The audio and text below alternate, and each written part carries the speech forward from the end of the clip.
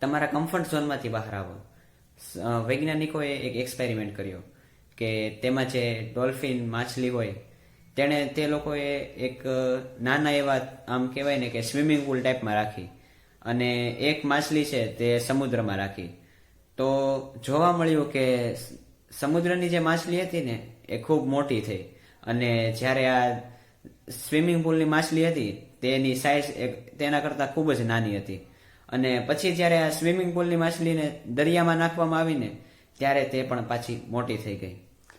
તો આ એક્સપેરિમેન્ટ આપણને એમ શીખવે છે કે તમે તમારા કમ્ફર્ટ ઝોનમાં રહેશો તો તમે નાના ને નાના જ રહેશો અને તમે તમારા કમ્ફર્ટ ઝોનની બહાર નીકળીને વધારે મહેનત કરશો તો તમે એક મોટી સફળતા પ્રાપ્ત કરી શકશો.